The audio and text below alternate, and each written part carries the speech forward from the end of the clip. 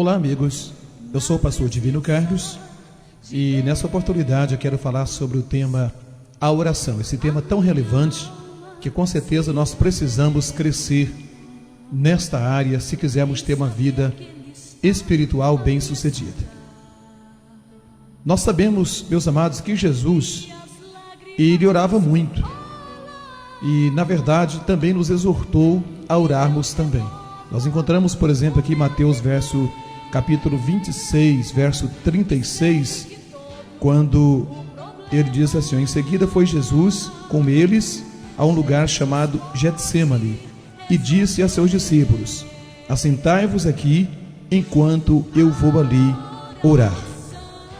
Por várias ocasiões nós encontramos nos evangelhos menções de Jesus orando, às vezes quase sempre sozinho, às vezes com os seus discípulos, mas por muitas vezes nós encontramos menção de Jesus orando. Isso prova o valor que ele dava à oração, já que era uma coisa que ele mesmo praticava. E no verso 41 do próprio capítulo 26 de Mateus, ele também nos exorta a orar. Ele diz: vigiai e orai, para que não entreis em tentação. Apenas a parte A do verso 41. Ele está nos exortando a orarmos e também vigiarmos. Então nós podemos perceber aí o valor que Jesus dava à oração. O apóstolo Paulo, meus queridos, na realidade ele também diz que devemos orar sem cessar. Em 1 Tessalonicenses 5:17, e ele expressa justamente isso: orai sem cessar. O que significa isso? Orar sem cessar significa que nós podemos e devemos estar sempre em espírito de oração, andando, no ponto de ônibus, em casa, no trabalho, em qualquer lugar, embora que não podemos estar todo momento com o joelho dobrado, mas podemos estar em oração, interiormente podemos estar em oração. É assim que eu entendo o contexto desse versículo que diz orai sem cessar. Então nós devemos seguir o exemplo, na realidade, também de Ana. Interessante essa anciã mencionada em Lucas capítulo 2, verso 37, fala que ela esperava a vinda do Messias, no caso aí a primeira vinda, né? Ela aguardava, ela esperava a vinda do Messias em oração. Isso deve nos exortar bastante, porque nós estamos também aguardando a vinda do Senhor Jesus, no caso, para o arrebatamento da igreja, a segunda vinda, e nós devemos também estar em oração. Mas ela, naqueles dias, pela primeira vez, ainda aguardava a vinda de Jesus, e ela aguardava em oração. Aqui a Bíblia diz, verso 37, fala assim: e que era viúva de 84 anos, esta não deixava o templo, mas adorava noite e dia em jejum e orações. Então nós estamos vendo aí a forma que essa anciã, com seus 84 anos de idade, estava sempre em oração, aguardando, esperando que um dia o Messias prometido nas Escrituras, um dia haveria de vir ali naquele tempo. E de fato, ela foi premiada, ela recebeu o fruto da sua perseverança e das suas orações.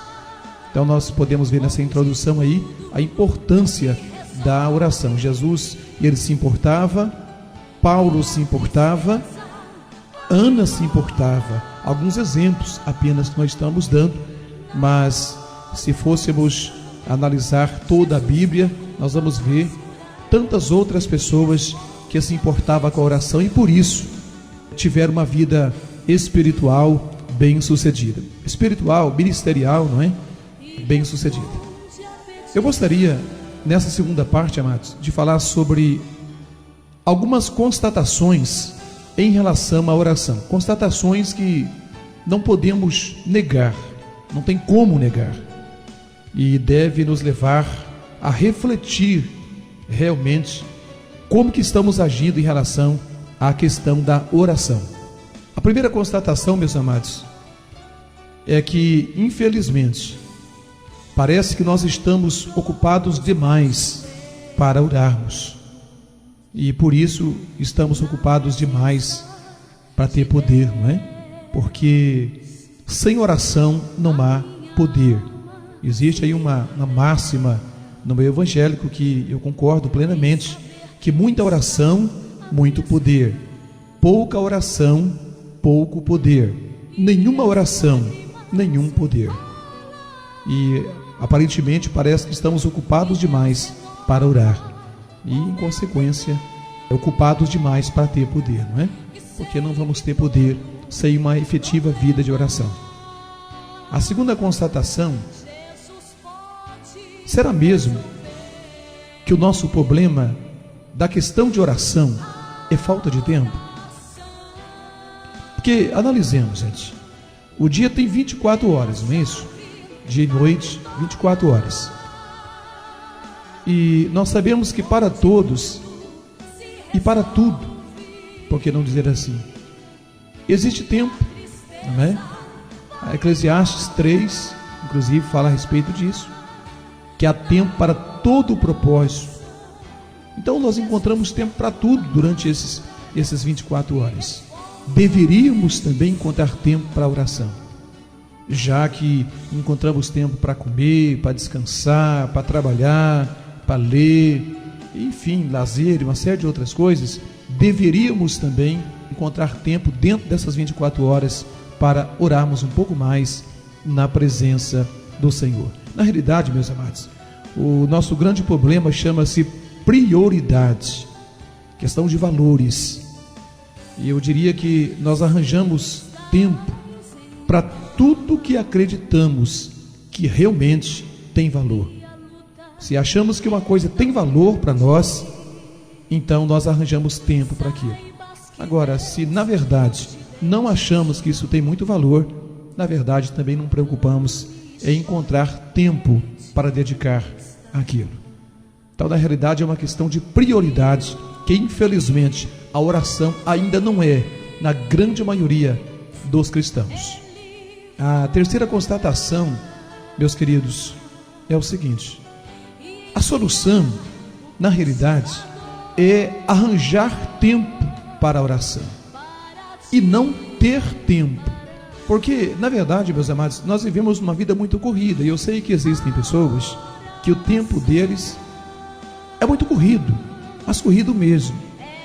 Trabalho para casa, e da casa para o trabalho, e mais isso e mais aquilo, e coisas passando a hora de fazer e tal. Mas, na verdade, oração também é um trabalho. Oração também é um trabalho super importante, que nós devemos arranjar tempo, não ter tempo. Dizer, eu não oro porque eu não tenho tempo. Não é questão de ter, é questão de arranjar, tá? Tirar esse tempo de outras atividades, por mais importantes que aparentemente sejam, né? Nós devemos arranjar tempo, porque senão tudo está perdido. Essa que é a realidade, tudo está perdido.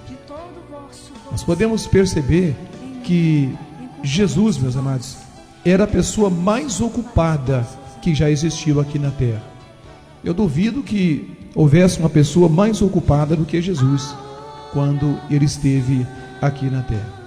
Mas, conforme nós vimos alguns exemplos no início, na introdução desse estudo, e tantos outros exemplos, ele arranjava sempre tempo para a oração. Você pode conferir inclusive aí Lucas 5, verso 15 e 16, capítulo 6, verso 12 de Lucas também, mais alguns versículos, mostrando aí a importância que Jesus dava à oração pessoal dele mesmo. Então é algo imprescindível. Ele achava que era algo imprescindível para o desempenho do ministério dele. Agora imagina nós, que somos seres humanos. Ele também era humano naqueles dias, ele estava em carne, mas ao mesmo tempo tinha natureza divina. Agora imagina nós, que somos totalmente humanos e só humanos. Que importância deveríamos dar a uma vida de oração? Então eu diria que é só uma questão mesmo de colocar a oração como prioridade. E é interessante, dentro ainda dessas constatações a respeito da oração, é que é só as coisas começarem a apertar para nós que imediatamente nós arranjamos tempo para oração, não é? É só vir doença, pessoal na família, perigos, desapontamentos, fracassos, necessidade de dinheiro ou qualquer coisa, né? É que nós já buscamos logo a Deus, ali vamos para a oração, pedimos alguém para orar, vamos num culto de oração, fazemos qualquer coisa. Quer dizer, é só a barriguinha doer, nós arranjamos tempo. Então, por que não decidimos logo orar de uma vez em nosso dia a dia, antes que as coisas aconteçam? É bem melhor, como diz o ditado popular, prevenir do que remediar. Eu, sinceramente, concordo também com esse ditado popular, que é muito melhor prevenir do que remediar. Então, já que quando as coisas apertam para nós já vamos orar, então vamos procurar orar logo antes que as coisas apertem, quando tudo está bem, porque aí muitas coisas poderiam e poderão serem evitadas. Uma outra constatação em relação à oração, queridos, é que poucos são os cristãos que na verdade oram regularmente. Quando eu digo regularmente, significa todo dia ter um momento com Deus. Muitos possuem apenas instantes daquela, às vezes passa uma semana orando bastante, na outra já não ora nada, tem dia que ora, não ora de jeito nenhum, não é? E não deveria ser assim. Nós deveríamos colocar a oração como algo imprescindível, tá? Então, é algo que nós deveríamos fazer regularmente, assim como comemos, assim como bebemos água, tomamos banho, trabalhamos, deveríamos também estar orando regularmente, não importa a situação. Mas infelizmente é uma constatação que não tem como fugir. E eu diria que Deus é a pessoa mais importante da minha vida e da sua vida. Bom, pelo menos da minha vida eu considero que Deus é a pessoa mais importante. Mas será que Deus é a pessoa mais importante também da sua vida? Será que realmente Ele é a pessoa mais importante mesmo? Bom, se é de verdade, então é melhor que nós tenhamos comunhão com Ele todos os dias através da oração. Porque através da oração é que nós mantemos comunhão com o Senhor nosso Deus. O melhor mesmo é começar o dia com Deus, tá? E terminar o dia com Deus. Ele é uma pessoa, Deus é uma pessoa. E através da oração nós temos comunhão com essa pessoa divina que habita em nós. Correto? Então, se Deus é a pessoa mais importante da sua vida, então tenha comunhão com essa pessoa mais importante da sua vida, através da oração. Uma outra constatação, que a oração, na verdade, ela toma muito tempo. Se formos orar da forma o quanto devemos, ela toma muito tempo, toma sim. Mas eu diria também que a oração poupa-nos muito tempo também. Às vezes a pessoa fala, mas eu não tenho tempo, e se eu ficar orando aí muito tempo, eu vou perder muita coisa, muitas coisas vão atrasar. Mas eu diria para você, meu amado, se por um lado você acha que vai atrasar, mas por outro lado você vai ganhar. Sabe por quê? Porque a oração multiplica a nossa eficiência naquilo que nós vamos fazer, seja trabalho, seja o que for. Ela multiplica a eficiência, ela traz os resultados satisfatórios, ela evita complicações. Então, na realidade, é positivo. Nós não estamos perdendo tempo. De maneira alguma nós não estamos perdendo tempo. Nós estamos ganhando tempo. Dizem que Martinho Lutero, o grande reformador da fé protestante, normalmente ele levantava ali para as 4, 5 horas da manhã, todos os dias, e orava ali umas 3 horas, 2, 3 horas todo dia. Mas o dia que ele estava mais, que seria provavelmente um dia mais ocupado, ele tinha mais coisas para fazer, aí ele levantava mais cedo e orava mais tempo.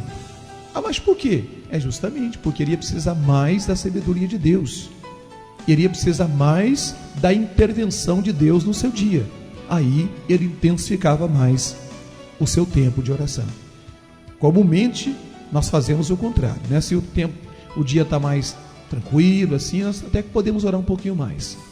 Mas se o dia estiver carregado de coisas para fazer, já levantamos atrasados, E aí, ou não oramos de jeito nenhum, ou muito pouco. E é um engano da nossa parte, porque a oração, ela poupa tempo e não toma tempo. O crente que ora, meus amados, na realidade é uma constante ameaça contra a estabilidade do reino das trevas.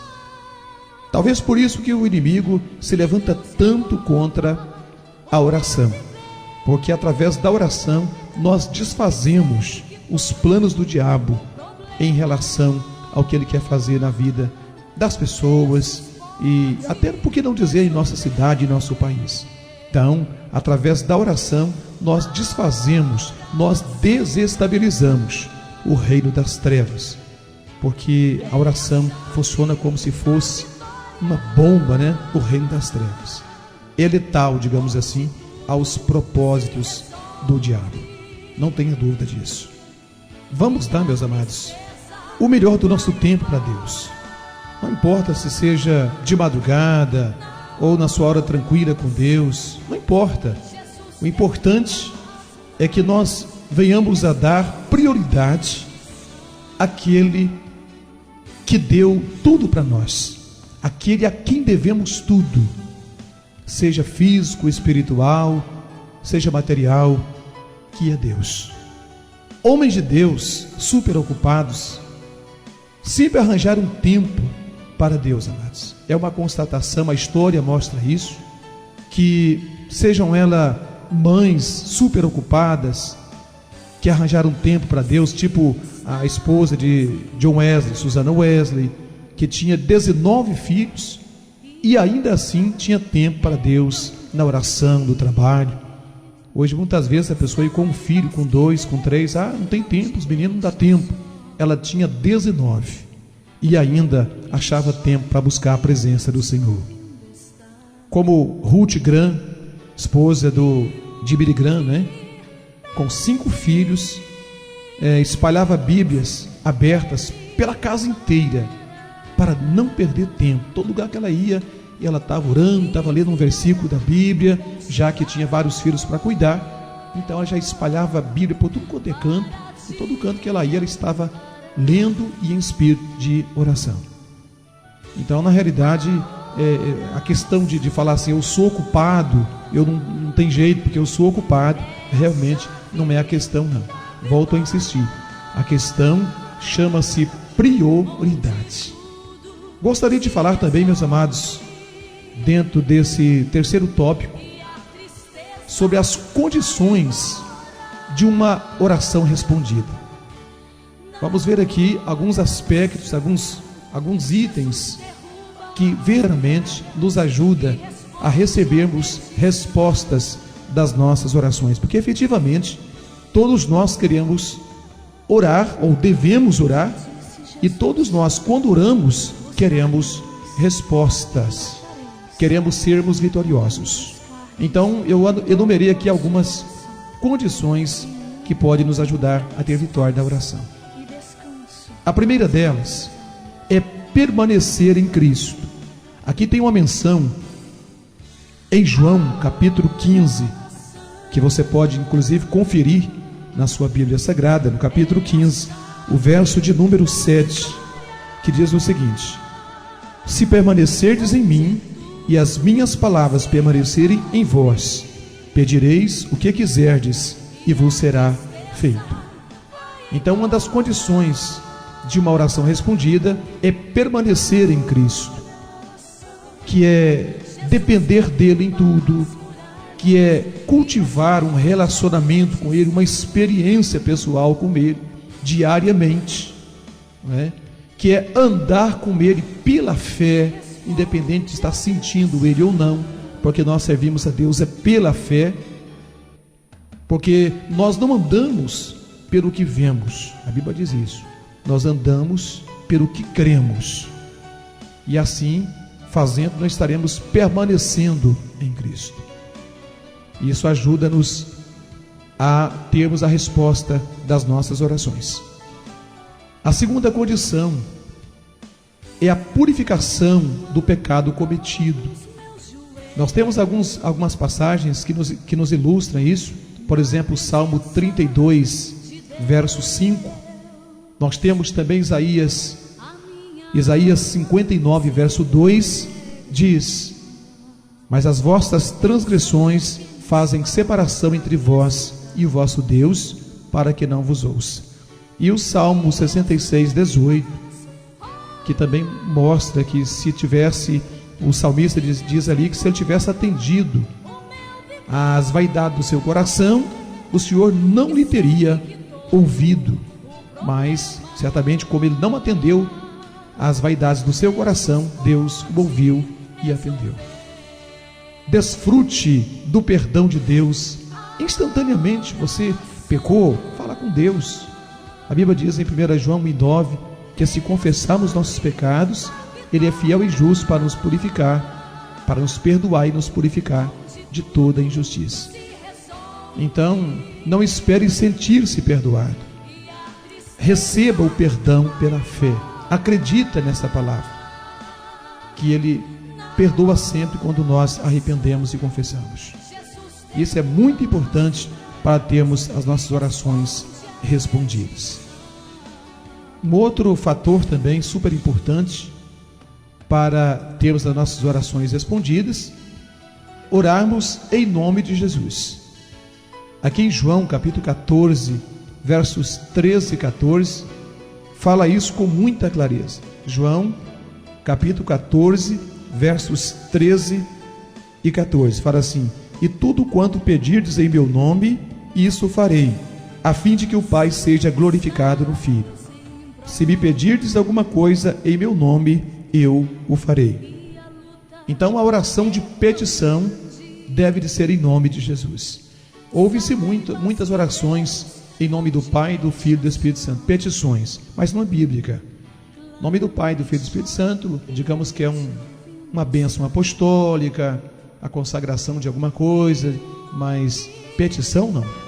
Petição é em nome de Jesus. É isso que a Bíblia Sagrada nos diz.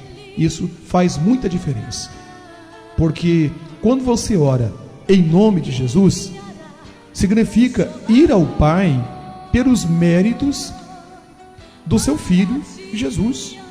E evidentemente que o Pai não vai negar, porque Jesus tem todos os méritos diante do seu Pai, e o seu Pai não vai negar. Quando você ora em nome de Jesus, é como se Jesus estivesse chegando ao Pai e fala: Pai, me dá isso, e mais aquilo que o meu filho lá falou, porque ele está precisando disso. Então o seu pedido se torna um pedido de Jesus. Notou a importância? O seu pedido passa a ser um pedido de Jesus, quando você ora em nome de Jesus. Então daí dá para perceber a importância desse item, orar em nome de Jesus. Parece algo muito simples, muito trivial, e é simples, mas é sumamente importante. Um outro aspecto também para ter a oração respondida é orar de acordo com a vontade de Deus. A palavra de Deus na epístola de 1 João, que ela tem lá no finalzinho da Bíblia, no capítulo 5, no verso de número 14, fala assim: esta é a confiança que temos para com Ele, que se pedirmos alguma coisa segundo a sua vontade, Ele nos ouve. Evidentemente que tudo que está na palavra de Deus é da vontade de Deus, mas se tem alguma coisa que não está dentro da palavra de Deus, é preciso perguntar para Deus e orar segundo a vontade dele. Então nós podemos saber a vontade de Deus pela palavra de Deus. A Bíblia diz em João 17:17: Pai, santifica-os na verdade, a tua palavra é a verdade. Também pelo testemunho do Espírito em nosso espírito, ou seja, do Espírito Santo em nosso espírito. Ele testemunha dentro de nós se aquilo é da vontade de Deus ou não. Jamais devemos ignorar o nosso espírito, porque é ali que Deus fala, é ali que Deus trabalha. E nós também não podemos desprezar o bom senso. Tem coisas que nós já sabemos se aquilo é da vontade de Deus ou não, mesmo que aquilo não esteja escrito na Bíblia. A nossa experiência de vida cristã já nos diz se aquilo realmente é da vontade de Deus ou não. E eu diria que também, amados, não é da vontade de Deus atender pedidos egoístas, pedidos só para o nosso bel prazer, que coisas que não vai, na verdade, acrescentar nada em nossa vida positiva, digamos assim. Então, esse tipo de oração também, oração egoísta, segundo Tiago lá diz, Deus não vai atender, porque ele fala que Deus não vai dar para nós recebermos a bênção e desprezarmos e gastarmos com coisas fúteis ao nosso bel prazer. Um outro aspecto importante também, para se ter uma oração respondida, orar com fé. Isso você já sabe, mas talvez o que você não saiba é o que significa orar com fé. Saber que tem que ser com fé, eu tenho certeza que você sabe. Agora, talvez você não saiba o que significa orar com fé. Significa orar com total confiança nas declarações de Deus. Deus diz que todo aquele que pede recebe, que procura encontro, que bate se abre. Deus diz que sem fé é impossível agradar a Deus, Hebreus 11, verso 6. Então, total confiança nas declarações da parte de Deus, que Deus diz que Ele responde às orações.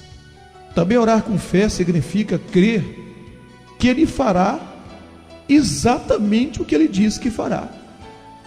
Ele não é mentiroso, meus amados. Ou cremos que Ele é verdadeiro, então não podemos dizer que somos crentes. E eu diria que também orar com fé significa agradecer a Deus após a oração, crendo que Ele já fez, mesmo antes da bênção se manifestar, se materializar. Marcos 11, 23 e 24 falam isso. Crede que recebestes, ou seja, já recebeu, e será assim convosco. Então a verdadeira oração, ela já crê que a resposta já foi dada, porque isso é a verdadeira fé.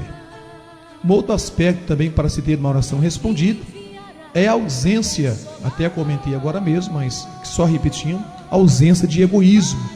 Está aí registrado em Tiago capítulo 4, verso 3. Um outro aspecto é ter a consciência limpa. 1 João 3, verso 20 a 22. O que significa ter a consciência limpa? Claro que todos nós erramos, claro que todos nós falhamos, mas aqui mesmo na epístola de 1 João mostra que nós temos um advogado para defender a nossa causa. Erramos, então vamos até a Deus, nos arrependemos e pedimos perdão. Se é para alguém ou contra alguém que erramos, pedimos perdão para aquela pessoa, estamos purificados, nossa consciência está limpa. E isso nos facilita recebermos as bênçãos de Deus. Porque a pessoa orar, meus amados, com a consciência pesada, com pecados não confessados, com o nosso próprio espírito nos acusando, sinceramente, ela não vai ter uma fé genuína para receber a bênção de Deus. Somente se a consciência estiver limpa.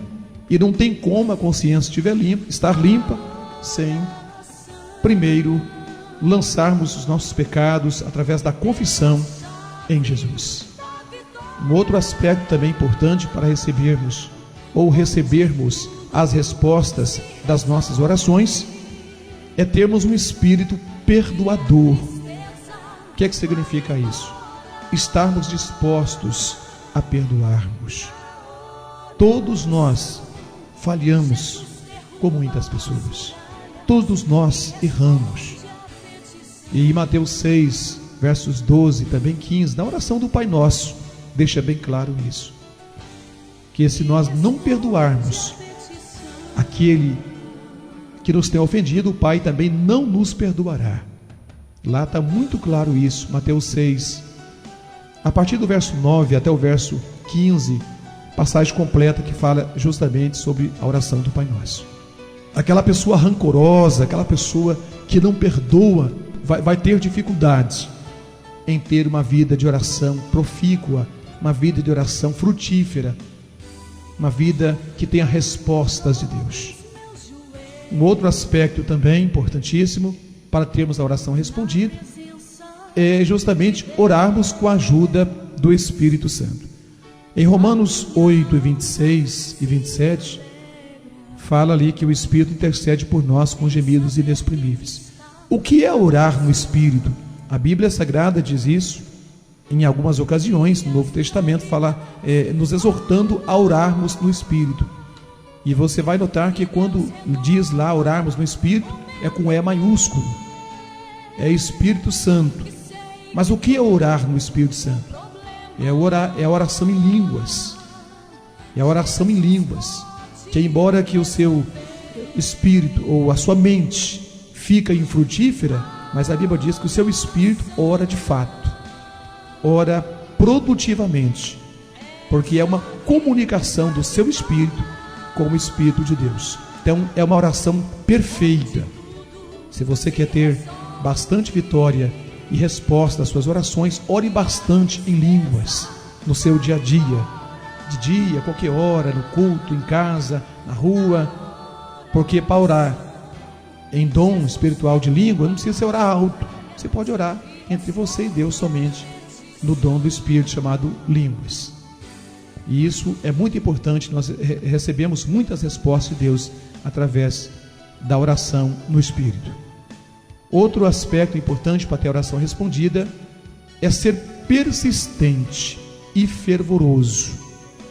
Romanos 12, verso 12 fala: sede fervorosos de espírito. Sabe o que é isso? Fervorosos, aí a raiz vem da palavra fervura. É como uma água que está no fogo e quando chega à temperatura de 100 graus, ela começa a borbulhar, a ferver. E o cristão deve ser fervoroso. Pode ser aquelas orações frias, tem que ser oração fervorosa, isso ajuda muito. E persistente. Tiago 5,16 fala que Elias era uma pessoa simples, comum como nós, mas ele orou com perseverança, com persistência. Primeiro ele orou para que não chovesse, e não choveu. Depois ele orou para que chovesse, e choveu. Não é verdade? Então a oração fervorosa e persistente, sempre ela tem bons resultados. Também, amados, orar pedindo coisas bem específicas. Bem específicas. Interessante essa passagem de Lucas 18:41, do cego Bartimeu.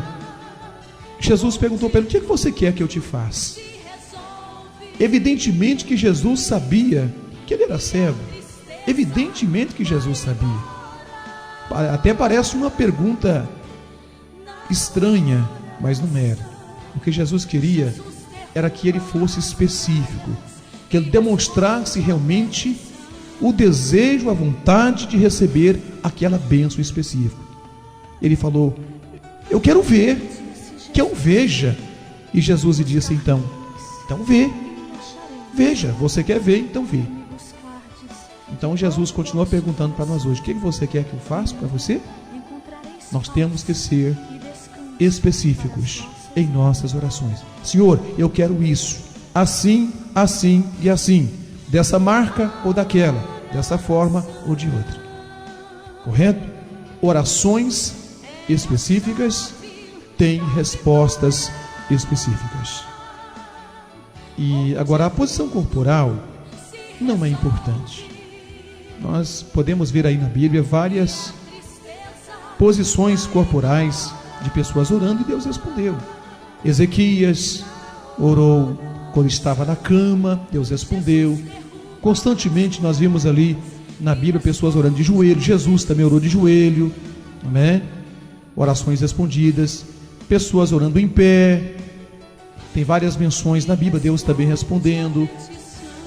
Nós vimos pessoas orando assentadas. No dia de Pentecoste, os apóstolos receberam quando estavam assentados, receberam a unção do Espírito estando assentados.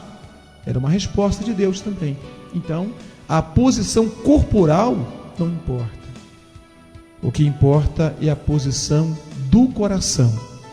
A posição do coração é muito mais importante do que a posição corporal. E finalmente, meus amados, no último ponto desse estudo sobre oração, eu quero mencionar tipos de oração. Nós podemos ver em 1 Timóteo 2, verso 1, 2 e 1 de 1 Timóteo. Nós podemos ver aqui alguns tipos de oração que estão mencionados aqui em 1 Timóteo. Vamos ler aqui para que fique bem claro, bem específico, para que não haja nenhuma dúvida. Diz assim, capítulo 2, verso 1: Antes de tudo, pois, exorto que se use a prática de súplicas, orações, intercessões, ações de graça em favor de todos os homens. Então, em síntese, aqui nós vemos aqui o que? Súplicas, orações, intercessões e ações de graça. 4 tipos de orações. A primeira, súplica, é aquela oração em forma de súplica, de urgência, com tom de urgência. É aquela oração que você fala, Senhor e tal, e eu quero, e demonstra mesmo no seu interior o desejo de receber. Até na tonalidade de voz você demonstra que você realmente está querendo receber aquilo ali. E a Bíblia Sagrada é repleta de súplicas, e Deus respondendo essas súplicas. Oração é o segundo tipo, é aquela oração comum, que você pede a Deus, você fala com Deus, em tom de voz normal, coração normal, mas com fé, e Deus, evidentemente, Ele te responde. Intercessões é aquela oração que você faz a favor de alguém, que você intercede por alguém. É uma oração, um pedido que você pede, ou até um livramento, seja o que for, por alguém. Você se interpõe entre Deus e aquela pessoa, não é? Então aí é a intercessão, muito importante. O cristão precisa se tornar um intercessor. E finalmente, ação de graça. É aquela oração que você não pede nada para Deus, absolutamente nada. Simplesmente você agradece a Deus. Poucos são os cristãos hoje em dia que agradecem a Deus. A maioria não são de agradecer muito a Deus, não. É mais de pedir, pedir, pedir. Mas eu até diria que toda oração, mesmo de petição, deveria começar com uma ação de graça, agradecendo a Deus, porque Ele já tem feito maravilhas em nossas vidas. Que Deus abençoe, meus amados. Eu espero ter sido útil nesse estudo sobre a oração. Amém.